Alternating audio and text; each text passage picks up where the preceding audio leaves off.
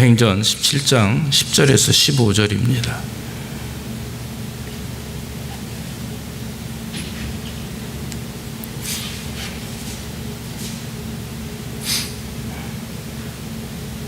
제가 가진 성경으로 217면이 되겠습니다. 밤에 형제들이 곧 바울과 실라를 베레아로 보내니 저희가 이르러 유대인의 회당에 들어가니라. 베레아 사람은 데살로니가에 있는 사람보다 더 신사적이어서 간절한 마음으로 말씀을 받고 그것이 그러한가 하여 날마다 성경을 상고하므로 그 중에 믿는 사람이 많고 또 헬라의 귀부인과 남자가 적지 아니하나 데살로니가에 있는 유대인들이 바울이 하나님 말씀을 베레아에서도 전하는 줄을 알고 거기도 가서 무리를 움직여 소동케 하거늘 형제들이 곧 바울을 내어 보내어 바다까지 가게 하되 실라와 디모데는 아직 거기 유하더라. 바울을 인도하는 사람들이 데리고 아덴까지 이르러 바울에게서 실라와 디모데를 자기에게로 속히 오게 하라는 명을 받고 떠나니라. 아멘. 아멘. 오늘은 신사적인 신앙, 신사적인 신앙인이라고 하는 제목을 한번 삼아 봅니다. 여러분, 서영인들이 대중연수를 시작할 때 서두에서 하는 말이 다 똑같죠. 친애하는 신사숙녀 여러분, 그렇게 얘기하죠. 그 신사라고 하는 말, 이 말은 젠틀맨인데, 이 젠틀맨은 영국 황실에서 일부 상류층 계급을 지칭하는 말입니다. 그래서 문벌 좋고 또 학식 있는 그런 사람들을 왕 앞에서 봉사할 수 있도록 이렇게 하는 것. 그래서 그 사람들을 우리는 젠틀맨이다 이렇게 얘기합니다. 그래서 귀함과 예절과 신의를 갖춘 그런 남자들에 대한 존칭이 젠틀맨입니다. 그런데 오늘 성경에 보면 누가는 사도행전을 기록하면서 베레아 사람들이 말씀을 받을 때에 데살로니가 교회 사람들보다 더 신사적이다 이렇게 표현을 합니다. 오늘 성경의 17장을 1절부터 이렇게 더듬어 보면 빌립보를 떠나서 이 바울의 일행 바울과 실라, 디모데, 거기에 이제 기록한 누가 이렇게 네 사람이 이제 암비볼리와 아볼로니아를 거쳐서 이렇게 데살로니가로 갑니다. 빌립보에서 한 60km 정도 떨어져 있는 지역이죠. 그쪽으로 가서 복음을 증거하는데 데살로니가에 이른 바울은 제일 먼저 한 것이 무엇입니까? 오늘 성경을 봐도 자기의 규례대로 저희에게로 들어가서 새 안식일에 성경을 가지고 강론하며 그래요. 데살로니가 들어간 이 바울은 제일 처음 자기의 규례대로, 이 자기의 규례대로라고 하는 말은 자기 스스로 마음먹음을 말합니다. 내가 어디든지 복음을 증거하라고 하면 그 지역에 가서 제일 처음에 해야 될 일은 기도처를 찾는 것이고, 두 번째는 유대인의 회당에 들어가서 복음을 증거하는 거죠. 이유가 무엇입니까? 유대인의 회당이라고 하는 것은 그 당시 유대인들이 가장 좀 학식 있고 또 전통적이고 또 참 그 신앙과 믿음을 가진 자들이 성경을 토론하고 말씀을 나누고 하는 것이거든요. 그러니까 그들에게 복음을 증거하고 그들에게 예수 그리스도를 빨리 증거해야 그들이 변화되고 또 나아가 그들의 입술을 통해서 복음이 증거되고 또 많은 사람들이 가르침을 받게 되죠. 그러다 보니까 이 바울은 가는 곳마다 유대 회당에 가서 복음을 증거합니다. 그랬더니 그 복음을 들은 많은 사람들 중에 4절에 보니까 경건한 헬라인의 무리와 적지 않은 귀부인이 이 권함을 받고 저 예수 그리스도의 그 복음을 듣고 그리고 나서는 믿는 자들이 적지 않았다 이렇게 됩니다. 많은 사람들이 따랐던 것이죠. 여러분, 데살로니가전서 1장 8절과 2장 13절에 보면 1장 8절에 얼마 후에 사도 바울이 데살로니가 교회 성도들을 향하여 글을 쓰는 편지하는 가운데 그 데살로니가 교회 성도들이 어떤 신앙을 가졌는지를 평가합니다. 1장 8절에 주의 말씀이 너희에게로부터 마게도냐와 아가야에게만 들릴 뿐 아니라 하나님을 향한 너희 믿음의 소원이 각처에 퍼진 거로 우리는 아무 말도 할 것이 없노라. 이 데살로니가 교회 성도들은 굉장히 힘든 신앙생활을 했습니다. 데살로니가 교회 지역에 살고 있는 그 유대인들이 굉장히 좀 지나치게 반항적이고 비판적이고 그리고 예수 믿는 사람들을 비방했죠. 오늘 성경에 봐도 이와 같이 바울과 실라와 일행이 복음을 증거하니까 유대 회당에 있었던 사람들 중에 유태인들이 얼마가 화가 나는 거죠. 비방합니다. 그리고 나서는 이 시장 바닥에서 이 참 그 깡패들이죠. 이런 사람들을 선동해가지고 소동을 일으켜서 그 바울이 있었던 야소라고 하는 사람의 집에 쳐들어가기도 하고, 거기서 바울이 없다 보니까 또 그 사람들을 붙들어다가 읍장에게 이렇게 고발을 해가지고 결국 보석금을 내고 풀려나오게 하는 그런 일들이 오늘 17장 1절로 그 9절 사이에 이렇게 기록이 되어 있어요. 이와 같이 유대인들은 바울의 복음을 들었을 때 믿고 순순히 순종한 게 아니고 계속해서 반항합니다. 또 계속해서 대적합니다. 그런데 헬라파 유대인들과 이 귀부인들은 그 예수의 복음을 듣게 되었다고 하는 거죠. 2장 13절 데살로니가 전서에도 봐도 이러므로 우리가 하나님께서 쉬지 않고 감사함은 너희가 우리에게 들은 바 하나님의 말씀을 받을 때 사람의 말로 아니하고 하나님의 말로 받음이니 진실로 그러하다. 이 말씀이 또한 너희 믿는 자 속에서 역사하느니라 그랬어요. 그래서 데살로니가 교회를 생각하면서 바울은 베레아 성도들까지도 생각했을 것입니다. 그만큼 그 데살로니가 교회 사람들은요, 하나님의 말씀을 들을 때 진실하게 받았다라고 하는 거죠. 오늘 성경의 말씀 보면 그 3절 말씀에 17장 3절로 넘어가 보면은요, 바울이 2절에 새 안식일의 성경을 가지고 강론하며라고 하는 말이 있어요. 여기서 새 안식일이라고 하는 것은 안식일을 3번 거치는 동안, 다시 말하면 안식일이 주일이거든요. 그러니까 3주 동안 끊임없이 바울이 회당에서 유태인들과 거기 헬라파 유대인들과 귀족들과 성경 말씀을 나눴다라고 하는 거죠. 여러분 생각을 해보십시오. 일주일 어디 수련회 가서 성경 공부하는 것도 쉬운 일이 아니거든요. 세미나 듣는 거 쉬운 일이 아닙니다. 그런데 3주를 그 사람들이 꿈쩍하지 않고 복음을 듣고 공부를 하고 말씀을 나눴다. 이건 굉장히 참 귀한 일입니다. 여러분, 오늘날 시대를 우리가 스피드 시대라고 그러죠. 그래서 초간단, 초간편, 그게 굉장히 중요해요. 굉장히 그걸 선호합니다. 그래서 편안함과 편리함 속에서 되도록이면 쉽고 간편한 걸 우리는 좋아합니다. 그래서 삶의 모습도 그렇고요, 교회 안에서도 그렇고, 또 우리 공동체나 사회 안에서도 마찬가지입니다. 한눈에 이해할 수 있도록 한마디로 요약해 주는 것을 얼마나 좋아하는지 몰라요. 긴 과정이나 내용, 이것은 별로 그렇게 중요하지 않습니다. 빨리 결론을 내려고, 또 빨리 내가 들을 수 있는 것을 쉽게 듣고 경험할 수 있기를 원하는 것이 오늘날 우리들의 모습이라고 하는 거죠. 그래서 이런 현상은 오늘날 우리뿐만 아니라 이 모든 세계에 동일하게 볼 수가 있습니다. 가정도 그렇죠. 또 학교도 그렇고 교회도 그렇고 사회도 마찬가지입니다. 복잡하고 머리 아픈 거 질색입니다. 그저 간단하고 간편한 걸 좋아하죠. 붙들고 성경 공부하자 그러면 참 쉬운 일이 아닙니다.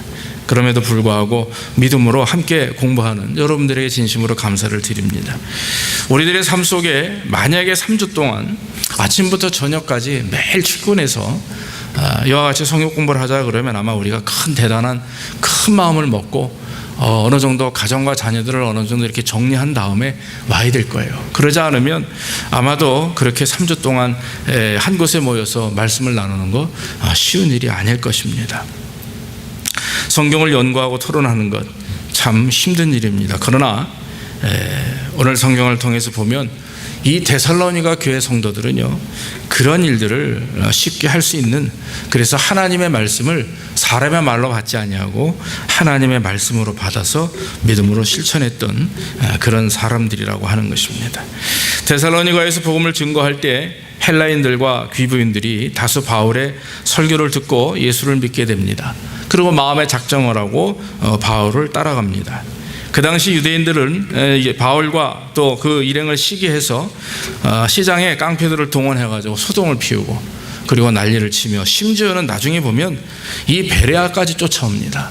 그래서 이 베레아를 올 때에도 이 깡패들을 피신해서 밤에 몰래 형제들이 바울과 실라가 다칠까봐 몰래 피신을 시켰는데 마찬가지로 베레아에서도 복음을 증거할 때에 유대인들이 또 깡패들을 끌고 와가지고 소동을 피우고 바울과 또 일행들을 핍박하게 되니까 바울이 다른 지역으로 아덴이라고 하는 곳으로 또 가게 되죠. 그래서 나중에 먼저 바울이 아덴으로 가고 이 실라와 또 디모데와 누가는 그 자리에 베레아에 있다가 나중에 그들과 합세하는 이런 모습을 성경을 통해서 볼 수가 있는 것입니다. 오늘 성경 말씀에서 그 본문의 10절 이후에 15절까지 보면 이 사도 바울이 이렇게 데살로니가에서 어려움을 겪고 그럼에도 불구하고 복음을 믿고 순종하는 성도들이 많이 있었어요. 감사하는 마음으로 하나님의 인도하심이라 믿고 이 베레아에 왔습니다. 베레아에 와가지고 복음을 증거하는데 이 사뭇 분위기가 다른 거예요. 데살로니가에서 증거할 때보다 이 베레아의 유대회당에서 복음을 증거하는데 이 사람들이 얼마나 참 은혜롭게 말씀을 듣냐 하면 성경에 보니까 누가는 더 신사적이다 이렇게 표현을 합니다. 더 신사적이다. 여러분, 그래서 우리가 신앙생활을 할 때 이 말씀과 같이 신사적인 신앙생활이 참 좋은 것 같아요. 신앙생활을 하는 거 봐도요, 신사적으로 하는 분이 있고 그러지 못한 분이 있죠. 우리 자신을 돌이켜보면서 우리가 과연 그러면 성경에서 말하는 그 신사적인 신앙생활이 뭐냐 하는 것입니다. 이 신사적이다라고 하는 말의 의미는 이것은 고결하다, 고상하다 그런 뜻이죠. 그래서 이 마음이 고결하고 고상하여서 열정을 가지고 그 말씀을 받아들인다라고 하는 뜻입니다. 그래서 오늘 그 베레아 교회의 신사적인 신앙을 두 가지로 표현하는데, 먼저가 간절한 마음으로 말씀을 받고라고 11절 중반에 말하고 있습니다. 간절한 마음으로 말씀을 받는다. 열정 있는 마음으로, 또 열심 있는 마음으로 말씀을 사모한다, 갈망한다 그러죠. 저는 갈망한다라고 하는 단어를 굉장히 좋아합니다. 저 자신이 늘 하나님 앞에 기도할 때 하나님, 내 영혼이 하나님을 갈망하게 하옵소서, 갈급하게 열망하는 걸 말하는 거죠. 근데 오늘날 우린 별로 그렇게 갈망이 마음에 별로 우리가 없는 것 같아요. 여러 가지 삶이 바쁘다 보니까 또 여러 가지 삶의 모습 속에서 우리가 지쳐서 그럴 수는 있습니다만은, 오늘 이 베레아 교회 성도들은요, 베레아 지역 자체가 그렇게 가난한 지역은 아니라고 생각이 됩니다. 그런데 부유함에도 불구하고 그 사람들이 하나님의 말씀을 갈망했어요. 간절한 마음으로 말씀을 받았다라고 하는 것입니다. 예수님께서 간절한 마음으로 말씀을 받는 것을 밀찍이 예수님이 살아계실 때 표현을 하셨어요. 그게 뭐냐면 마음밭에 대한 비유였습니다. 우리가 잘 아는 마태복음 13장 이후에 보죠. 18절 이후에 보면 예수님께서 이 사람의 마음, 즉 씨앗이 떨어지게 되면 밭이 네 종류가 있는데, 하나는 길가밭, 하나는 돌짝밭, 하나는 가시덤불밭, 하나는 옥토밭이 있다. 이러면서 얘기를 하니까 제자들이 알아듣지를 못해요. 그때 예수님께서 그 말씀의 비유의 내용을 풀이하시죠. 거기에 이제 옥토밭이라고 하는 것이, 그것이 간절한 마음으로 하나님의 말씀을 받는 사람들의 그 마음이라고 하는 거죠. 여러분, 길가밭이 어떤 겁니까? 말 그대로 길 위에 떨어진 씨앗입니다. 새들이 주워 먹습니다. 씨앗이 땅에 내릴 수가 없죠. 왜냐하면 너무나 많은 사람들이 다지고 다녔기 때문에 너무 딱딱해서 씨앗이 들어갈 수 있는 그런 어떤 분위기도 안 되고 공간도 안 되고 땅이 그렇게 너무 딱딱해서 되지 않습니다. 그걸 뭐라고 표현합니까? 우리가 세상의 여러 가지 이치와 어려움 때문에 마음이 굳어지고, 죄로 말미암아 마음이 굳어져서 하나님의 말씀을 받았음에도 불구하고 그 말씀을 받을 마음의 준비가 없는 거예요. 그러다 보니까 그 말씀이 결국 어떻게 됩니까? 사악한 것들이 와서 다 휩쓸어 갑니다. 다 주워 먹어버립니다. 그래서 결국엔 뿌리 내리지 못하죠. 이제는 돌짝밭입니다. 돌짝밭을 겉으로 볼 때는요, 다 평지인 것 같고 옥토 같아요. 그런데 그 안으로 조금 들어가면 돌이 꽉 차 있습니다. 그래서 처음에는 씨앗이 떨어져서 조금 한 15cm, 20cm 좀 내려가면서 뿌리를 내리는데, 어느 정도 뿌리를 내리다 보니까 그 안이 돌이에요. 그래서 뿌리가 결국 내리지 못하고 말라 죽게 되죠. 조금 자라다 맙니다.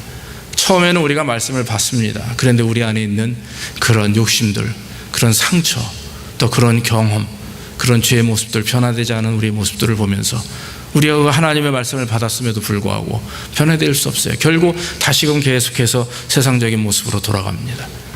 뿌리 내리지 못하죠. 결국 그것도 말라 죽어요. 가시덤불도 마찬가지입니다. 처음에 잘 피었습니다. 그런데 어느 정도 높게 자라려고 하니까 가시덤불이 다 가로막아가지고 말이죠. 처음에 믿음으로 하나님의 말씀을 받아들이고 신앙생활을 잘 하는데 여러 가지 삶의 문제, 상처, 또 관계 이런 것들 때문에 상처받고 결국은 하나님을 떠나고 말씀을 떠나는 일들이 많죠.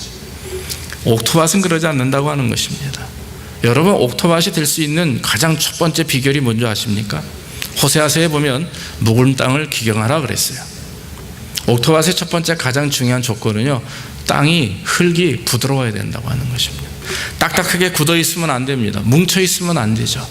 그래서 그 뭉쳐 있으면 안 된다는 말은 내가 가지고 있는 고집이나 아집, 어떤 상처, 쓴뿌리 이런 게 있어가지고 말이죠, 하나님의 말씀을 받을 때 자꾸 비유하고 비교하고 이렇게 해서는 안 되는 거예요.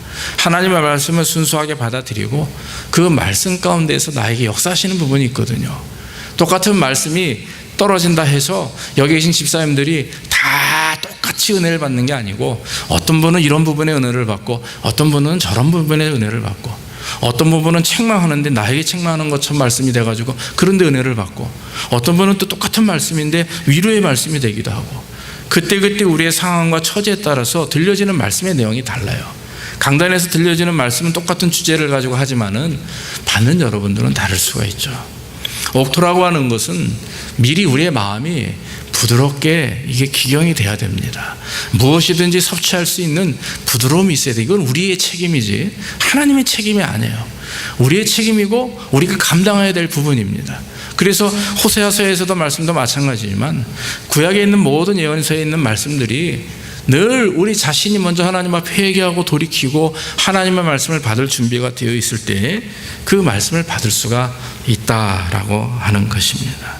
사랑하는 성도 여러분, 참신앙을 가진 사람들은 옥토와 같은 말씀을 가졌어요. 그래서 말씀을 건성으로 듣지 않습니다. 옛말에 마음이 콩밭에 가 있다, 그런 말이 있죠. 속담이 있습니다. 예전에 저도 여러분들에게 말씀을 드린 것 같은데, 여전대 회장이 찬양 인도를 하다가 찬송가 235호라고 그랬대잖아요. 그 분의 머릿속에 아파트 당첨된 그 호수 생각만 하느라 앉아가지고 찬송가 235호. 저도 그런 실수를 한번 한 적이 있었어요. 뭐 아파트 문제는 아니었는데, 저도 가끔요 요즘에 눈도 흐리고 하니까 집사람한테 맨날 혼나는 게, 여보 찬송가 좀 1절부터 4절까지 제발 좀 순서대로 틀리지 말고 부르라고. 하여튼 매주 한 번씩 실수합니다. 3절 갔다가 4절 가야 되는데 2절 갔다가 3절 가야 되는데 4절로 가고요. 이게 참 집중한다는 게 쉬운 일이 아니에요. 집중한다는 게. 그러니까 마음이 콩밭에 가 있으면 실수하게 돼 있고, 자꾸 안 할 소리 하게 돼 있고요. 예배 중도 마찬가지입니다. 여기 이렇게 강단에 올라가서 가만히 보면 여러분들의 눈빛을 보고 얼굴을 보면 저분이 지금 은혜를 받느냐 받지 않느냐 이걸 느껴지게 돼요. 사랑하는 성도 여러분, 우리가 하나님의 말씀에 집중하는 게 얼마나 중요한지 모릅니다. 그래서 그 말씀 가운데서도 참 무언가 중요한 걸 깨달아야 되는 거죠. 예전에 우리 담임 목사님 서재에 가보면 책이 수만 권이 꽉 차 있어요. 이거 한 반 많은 서재에 사방벽이 책입니다. 그런데 이 책장 밑에 서랍으로 된 데가 있는데 꼭 잠겨 있는 데가 있어요. 열쇠를 잠궈 놓으세요. 저는 그게 너무 궁금한 거예요. 그래서 한번 이제 제가 전도사 시절에 목사님 이렇게 많이 모시고 다녔어요. 그래서 한번 물어봤죠. 목사님, 그 목사님 서재에 그 밑에 부분에 열쇠로 잠겨놓은 데가 있는데 거기다 뭐 집어넣으셨어요? 그랬더니 목사님 막 웃어요. 이놈 봐라, 뭐 그런 걸 물어봐, 그러시는 거예요. 그래서 뭐 20살 후반대니까 그래서 그냥 너무 궁금해서 목사님 방에 갈 때마다 거기를 잠가 놓으셨길래, 그랬더니 껄껄껄껄거리면서 웃으세요. 그래 너 한번 올라와라 그러시더라고요. 그래서 전도사 그때 한 3-4명이었는데 불러놓고 그걸 열어주시는데 깜짝 놀랐어요. 거기 여성중앙, 그러니까 목사님이 평소에 우리 생각에 읽어서는 안 될 것들이 있잖아요. 뭐 여성중앙, 뭐 신동양 이런 그 세상 잡지들이 꽉 차 있어요. 그걸 보여주시는 거예요. 우리가 깜짝 놀랐죠. 거룩한 목사님 어떻게 이런 책을 볼까. 그런데 목사님이 그런 얘기를 하시더라고요. 그래서 우리가 세상을 알아야 되고 세상에 돌아가는 모습들을, 그때는 뭐 인터넷이나 이런 게 없었잖아요. 그러다 보니까 접할 수 있는 게 다 책이거든요. 뭐 잡지들, 하여튼 신문부터 잡지가 꽉 차 있는 게 밑에 가는 다 그런 걸로 차 있는 거예요. 그러니까 이제 다 이렇게 뭐 혹시 누가 보면 시험 들까봐 장가놓고 그러셨는데, 그러면서 말씀하시더라고요. 이런 걸 통해서 세상에 돌아가는 모습들을 보고 내가 설교 준비할 때 그런 부분이 얼마나 나한테 도움이 되는지 모른다, 그런 말씀을 하셨어요. 어릴 때는 잘 이해를 할 수 없었지만 나중에 시간이 지나고 나서 제가 목회를 하다 보니까 요즘에야 잡지책을 보진 않죠. 신문을 보고 인터넷을 통해서 세상이 어떻게 돌아가는지, 제가 여러분들에게 가끔 설교 중에 주일날 설교 아닌 수요일이나 금요일 때 말씀드리는 그런 부분들, 저런 소리를 꼭 하셔야 되나라고 하는 부분들은 사실 다 여러분 우리가 알고 있어야 되는 부분이고, 우리는 다시 말씀드렸다시피 이 세상을 구별해서 떨어져서 살아가는 인생이 아니죠. 세상 안에서 세상을 변화시켜야 되는 거지, 세상과 떨어져 세상을 터부시 여기고 쟤네는 왜 저래, 죄악된 세상, 이게 아닙니다. 그거는 그리스도인의 모습이 아니죠. 하나님이 원하시는 것은 그게 아니었습니다. 예수님을 이 땅에 보내셨고 죄 가운데 우리에게 보내셨고 우리를 구원하셨기 때문에 우리도 세상에 들어가서 일터에서 직장에서 정말 하나님의 말씀을 바로 그래서 중요한 게 하나님의 말씀을 간절한 마음으로 받아야 되는 이유가 바로 거기에요. 내가 먼저 살기 위해서입니다. 믿습니까? 우리 자신이 먼저 살고 우리 자신이 먼저 굳건하게 서야 되는데, 이게 서 있지 못하고 그냥 세상에 들어가가지고 뭔가 해보겠다고 이러면 물들어버려요. 커다란 문제입니다. 사랑하는 성도 여러분, 얼마 전에 우리 목사님들하고 토론을 하는 중에 과연 변화는 어떻게 일어날 것인가를 얘기했어요. 그런데 요즘에 많은 그런 종교 집단이나 이단들이 여러 가지 현상이나 이런 체험들을 가지고 나옵니다. 또 심지어는 그 터무니없는 그런 이단의 그 교주들의 말 들어보면요, 이거 한번 말도 안 되는 소리인데 그 앞에서 아멘 아멘 하는 사람들이 얼마나 많이 있는지 몰라요. 그런 사람들의 얘기를 듣고 아멘하고 또 쫓는 그런 이단을 추종하는 사람들이 얼마나 많이 있습니까? 그런데 그 문제가 뭐냐면 말씀을 바로 알지 못하기 때문에 그렇죠. 그리고 눈에 보이는 것들을 쫓다 보니까 문제가 되는 거예요. 여러분, 변화라고 하는 것, 은사나 체험도 당연히 변화가 있습니다. 그러나 여러분, 그것은 일시적이에요. 영원토록 인격적인 변화와 우리의 삶의 모든 변화를 끼치는 것은 저는 확신합니다. 하나님의 말씀밖에 없다고 생각하죠. 하나님의 말씀밖에 없습니다. 왜냐하면 하나님의 말씀이 우리를 살리고 우리를 죽이는 것이기 믿습니까?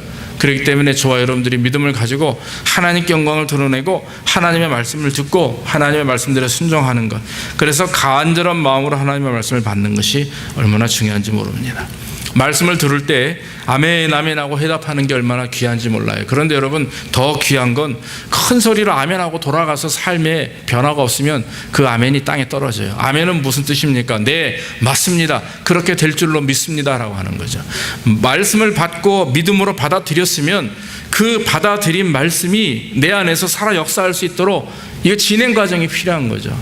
그때부터 내 힘이 필요하고 노력이 필요하고 은혜가 필요한데 내 힘과 노력으로 사실 안 돼요. 그렇기 때문에 뭐가 필요한 겁니까? 성령의 임재와 성령의 역사하심이 필요한 거죠. 하나님 말씀, 내가 오늘 이렇게 좀 순종하길 원합니다, 이렇게 하길 원합니다 하고 행동하기 이전에 주님, 내가 말씀을 받았습니다, 내가 이 말씀대로 살길 원합니다. 성령님께서 나는 할 수 없으나 우리 하나님이 하실 수 있으니 주님 인도해 주옵소서. 그리고 하나님께 맡기고 순종해 나가는 역사가 필요한 거죠. 오늘날 내가 뭘 해보겠다, 내가 뭔가 하나님을 위해서 뭔가 한번 나서보겠다, 이런 것보다는 저와 여러분들이 마음 중심에 하나님을 생각하며 하나님의 성령이 우리 안에서 자연스럽게 역사하실 수 있도록 우리가 그 자리를 내어드리고 하나님이 역사하심에 순종할 수 있도록 따라가는 것, 그것이 우리에게 필요한 훈련이라고 전 믿고, 간절한 마음으로 말씀을 받는 자들이 가장 중요하게 생각해야 되는 것입니다. 사랑하는 성도 여러분, 하나님의 말씀을 사랑함으로 진지함으로 받기를 주의 이름으로 축원합니다. 혹시 말씀을 듣다가 또 말씀을 읽다가 이해되지 않고 또 반박할 수 있는 부분들도 있어요. 하나님의 말씀을 순수하게 들어야 됩니다. 중요한 것은 그 말씀이 나에게 무엇을 말하느냐, 그 말씀이 나를 지적할 수도 있고 또 나에게 회복을 줄 수도 있고 또 나에게 감사의 은혜를 줄 수도 있고 여러 가지 모습으로, 즉 내가 처한 상황과 여러 가지 모습들을 하나님이 말씀하시고 깨닫게 하시는 경우가 있죠. 그럴 때마다 우리는 감사함으로 받아들여야 됩니다. 그 말씀 가운데 예수 그리스도의 십자가의 죽으심과 부활을 바라보고 또 내 자신이 하나님 앞에 회개하고 주 앞에 나아감으로 말미암아 주님의 영광 받으시는 그런 자리에까지 우리가 나갈 수 있도록 저와 여러분들이 간절한 마음으로 말씀을 받기를 원합니다. 그게 신사적인 신앙이네요. 또 한 가지, 두 번째는 말씀을 듣는 이 베레아 사람들은 그 들은 말씀이 그런가 하여 날마다 성경을 상고함으로라고 했어요. 말씀을 듣고 나서는 그 말씀을 흘려버리지 않습니다. 또 그것을 가지고 평가하지 않습니다. 그저 마음에 간직하고 그리고 흘려버리지 않고 그것을 기억하고 심지어는 마음에 정리합니다. 그리고 기록하기도 합니다. 그리고 나서는 집으로 돌아가서 매일매일 다시 말씀을 듣는 그 전까지 일주일 동안 하루하루 말씀을 되짚어보며 상고하며 삶 속에서 묵상하고 적용하는 그런 삶을 살았다 하는 것입니다. 여러분, 여기 베레아 성도들이 가지고 있는 성경이 구약 성경이죠. 신약 성경은 없었죠. 그때 예수의 말씀을 기록한 책도 없었습니다. 직접 사도들이 입에서 들은 말씀이에요. 그렇기 때문에 오늘 베레아 성도들이 말씀을 연구했다라고 하는 것은 분명 구약 성경일 것입니다. 율법책일 것입니다.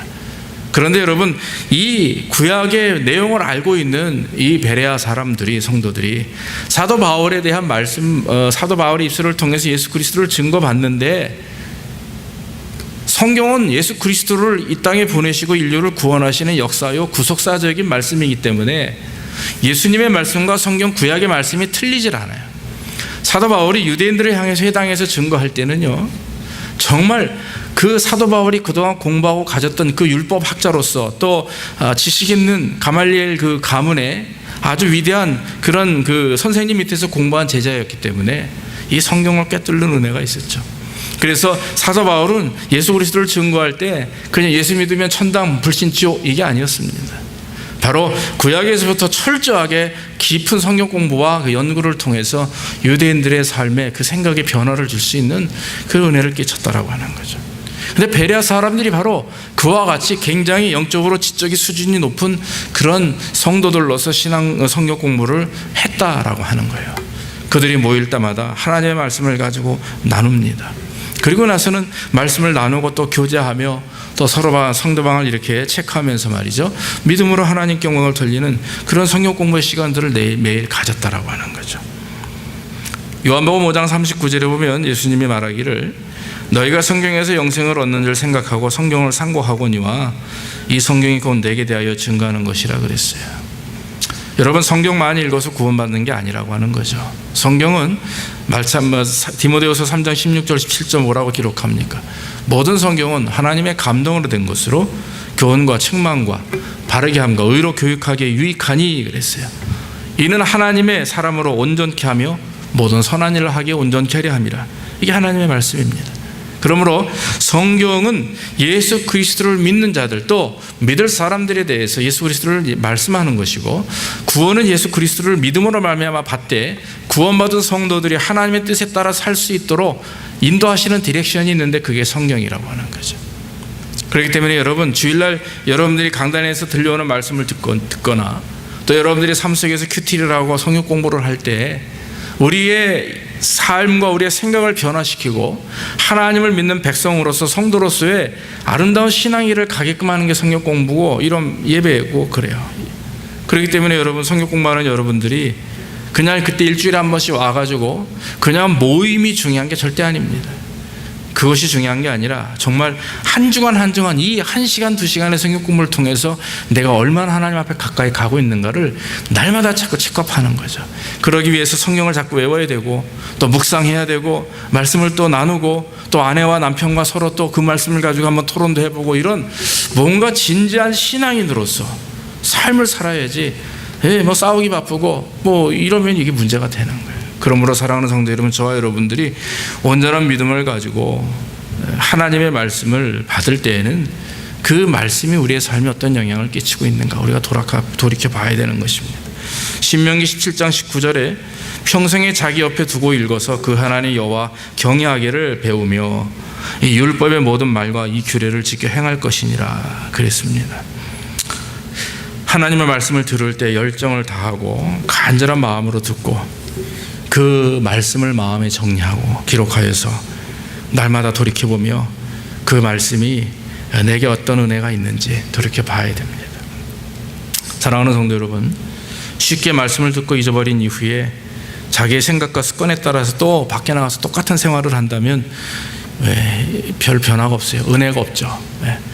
입으로는 우리가 주님을 자꾸 주여 주여 하는데 삶의 변화가 없죠. 느낌도 없습니다. 경건의 모양은 있지만 경건의 어떤 훈련이 안 되어 있기 때문에 우리가 신앙인다운 모습이고 직분자 같은 겉모습은 있지만 잠시 어떤 모양은 낼 수 있지만은요, 막상 말씀을 통한 하나님과 인격적인 교제와 깊은 하나님과 영적 교제가 없으면 안 되는 거죠. 그러기 위해서 저와 여러분들이 이 교회를 통해서 더 열심히 기도하고 또 말씀 나누고 또 교제하면서 우리의 신앙을 돌이켜보고 또 그냥 우리끼리만 신앙생활 잘하는 게 아니라 이 빈자리가 너무 많잖아요. 정말 전도하고 그래서 정말 하나님 앞에 영광 돌리고 다시 한번 주님의 영광을 크게 드러내는 우리 교회가 되어야 될 줄로 믿습니다. 사랑하는 성도 여러분, 이 말씀을 들을 때 좋은 태도를 갖는 것이 오늘 본문의 내용이었습니다. 어떤 태도를 가지고 말씀을 듣느냐, 신사적인 태도를 갖고 듣느냐 아니면 비신사적인 태도를 갖고 듣느냐. 신사적인 태도는 간절한 마음으로 말씀을 받은 이후에 그것이 그렇지 아니한가 그런가 보면서 집에 가서 다시 한번 날마다 성경을 상고하고 되돌아보며 큐티하고 연구하고 또 적용하고 실천하는 삶을 살았다라고 하는 것입니다.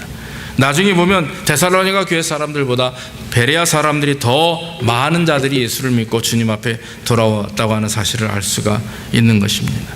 사랑하는 성도 여러분, 우리의 신앙의 모습을 봅시다.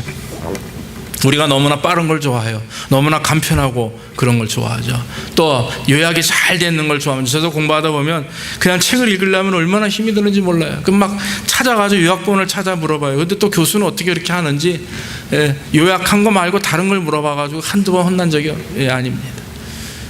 우리가 쉽게 가려고 하면 뭐라 그래야죠? 쉽게 잃어버리는 것 같아요. 그러나 가는 길이 어렵고 힘들고 지금 우리 교회가 힘들고 우리 가정이 힘들고 뭐 이 세상이 힘들고 힘들지만 그러나 이 힘들고 어려운 속에서도 한 발 한 발 하나님 앞에 참 기초를 다지며 정성으로 바른 길로 가게 되다 보면 비록 힘든 것 같지만 그러나 여러분 마지막이 되면 하나님이 큰 은혜와 영광으로 축복해 주실 줄로 믿습니다. 모세는요 그 40년의 광야 생활을 위해서 80년을 준비했죠. 그러나 그가 원했던 가나안에 들어가지 못합니다. 예수님은 3년의 공생애를 위해서 30년을 준비하셨어요. 자, 우리는 과연 얼마나 준비하겠냐 이거죠. 우리 교회가 지금 8년 됐죠. 하나님께서 더 차근차근 걸어가게 하실 줄로 믿습니다. 그러므로 저와 여러분들이 정말 정도를 걷는다는 게 요즘 들어 제가 얼마나 기쁘고 감사한지 몰라요. 정도라는 것이 말씀 그냥 가운데 있는 것입니다. 너무나도 비정상적이고 비진리고 비정도를 걷는 사람들이 너무 많아요. 그렇기 때문에 우리가 하나님의 말씀 앞에서 한 발 한 발 앞을 바라보며 좀 유혹이 오고 넘어지고 무릎 깨지고 해도 오뚜기같이 또 들어 일어나서 그냥 또 주님 바라보고 이러면서 정말 하나님 앞에 한 발 한 발 나가게 되면 나중에 거북이 인생이고 거북이 걸음이라 할지라도 마지막 영광을 얻는 것은 저와 여러분이 되는 줄로 믿습니다. 너무 우리가 정말 그 믿음을 가지고 되돌아보지 않고 하나님 앞에 주시는 은혜를 생각하면서 오늘 말씀대로 간절한 마음으로 다시 한번 말씀을 받고 또 받은 말씀 그렇지 아니한가 날마다 돌이켜보면서 또 열심히 성경 공부하고 큐티 열심히 하시고 또 열심히 수요예배 금요예배 오셔서 함께 말씀 나누시고 또 하나님 앞에 기도하는 시간 새벽이고 여러분들의 가정이고 어디든지 열심히 기도하고 이런 신앙의 이제는 기본을 잘 갖추어 나가는 성도들, 분명히 하나님은 그런 영혼들을 부르셔서 마지막 때에 하나님 앞에 큰 일꾼 삼으시는 줄로 믿습니다. 여기 계신 저와 여러분들이 다 그런 인생 되기를 주의 이름으로 축원합니다. 기도하겠습니다. 아버지 하나님, 오늘도 부정한 종을 통해서 하나님의 귀한 말씀을 증거할 수 있도록 인도하시니 감사합니다. 아버지, 베레아 성도들처럼 말씀을 신사적으로 받아들이게 하옵소서. 그래서 하나님, 간절한 마음으로 말씀을 받게 하시고 그 말씀이 그렇지 아니한가 돌아보며 날마다 말씀을 상고하며 성경 말씀대로 순종하는 우리의 삶이 될 수 있도록 인도해 주시옵소서. 모든 것이 주님께 의지하옵고 예수님 이름으로 기도하옵나이다. 아멘. 우리 이 시간에는 성찬식을